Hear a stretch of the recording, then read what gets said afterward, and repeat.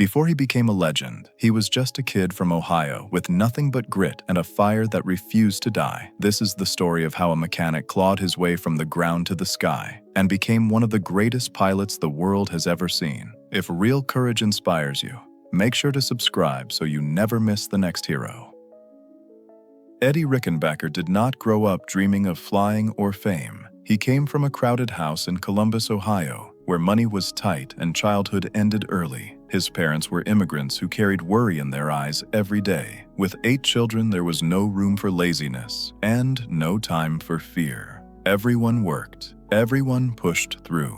Even as a young boy, Eddie had a restless spark inside him. He wanted to understand everything mechanical. If something had screws, gears, or a simple clicking sound, Eddie wanted to take it apart. He wasn't trying to break things. He was teaching himself how the world worked, piece by piece. Then tragedy struck. Eddie's father died in an accident when Eddie was only 13.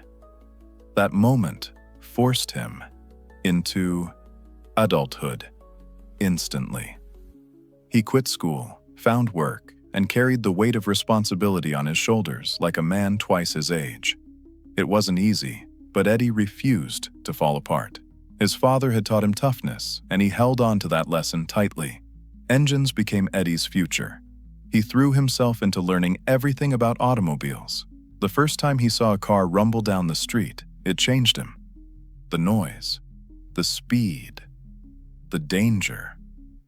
Eddie felt alive. Soon, he became one of the best mechanics in the city, trusted by everyone who brought him an engine that didn't want to obey. This skill moved him into the world of auto racing. Early racing was violent and deadly. Cars rolled, parts exploded, and tracks were rough and unpredictable. Drivers risked their lives every time they took the wheel. Eddie understood the danger, but faced it with calm focus.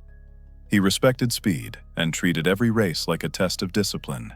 By 1917, Eddie was becoming a national name in racing. Then the world shifted. War had consumed Europe, and the United States finally entered the fight. Young men lined up to serve, and Eddie felt the same pull. He didn't want to stay safe. He wanted to help. He believed aviation was where he belonged.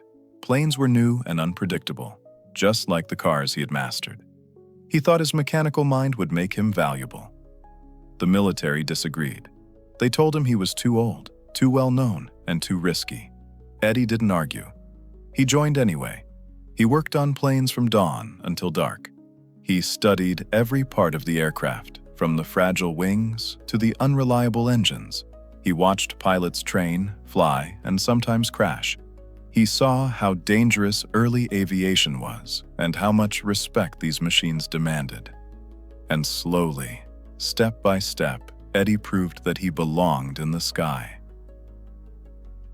Earning the chance to fly didn't come easily. Eddie trained with everything he had. Many trainees crashed during practice. Engines stalled without warning. The canvas wings tore in strong winds. Flying was a constant battle against physics, fear, and fate. Eddie approached flying the way he approached racing. He studied the aircraft as if it had its own personality. He learned how the engine talked, how the controls felt when stress built up, and how the frame reacted to sudden movement.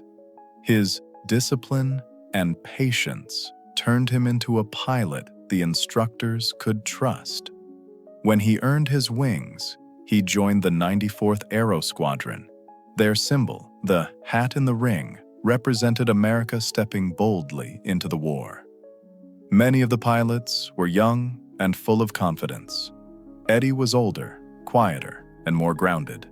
Some doubted him at first, but Eddie knew silent work proved more than words ever could. The first time Eddie entered combat over France, he understood instantly that war in the sky was nothing like the world below. Dogfights were terrifying. Planes clashed at speeds no human brain could fully process. Machine guns rattled beside the pilot's ears. Canvas, wings ripped. Engines screamed. One mistake could send you spinning into the ground. Eddie observed everything. He watched German pilots to understand their tactics. He studied cloud cover, sunlight angles, and wind patterns. He learned when to strike, and when to pull away. His first victory was a moment he never forgot. After a long chase, he brought down an enemy plane. Watching it fall was a mix of shock, fear, and deep responsibility. That moment taught him the truth of war. There was no glory, only survival. Eddie grew stronger with every mission. While others rushed into danger, Eddie stayed patient. He waited for clean angles, planned his approach, and trusted his instincts. This calm approach saved his life again and again. He survived terrifying moments. Engine failures at high altitude, sudden ambushes from German aces, storms that nearly tore his plane apart, hits that shredded his wings, missions where he landed with smoke pouring from the engine. Each time, Eddie returned to the sky the next day. His courage didn't come from a lack of fear. It came from control. Eddie believed you faced danger with calm hands and a clear mind. Victories began to add up. His squadron noticed. Younger pilots depended on him for guidance. Eddie became the quiet leader who held the line when everything felt impossible. He didn't fight for fame. He fought for the man flying beside him. By late 1918, Eddie Rickenbacker had become one of the most respected pilots in the sky. German aces who once dominated the battlefield began to fall to his patience and sharp instincts. Eddie no longer just fought, he outthought his enemies. His victories climbed. 5, 10, 15, 20, and counting.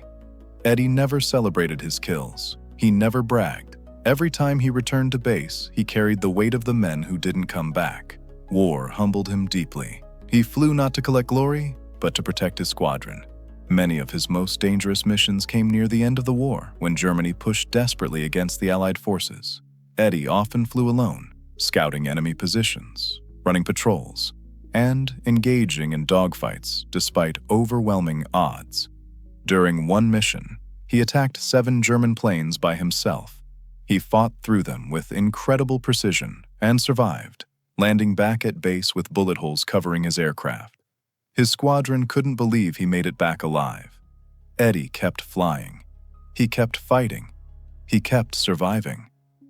By the time the war ended, Eddie Rickenbacker had earned 26 confirmed victories, the most of any American pilot in World War I.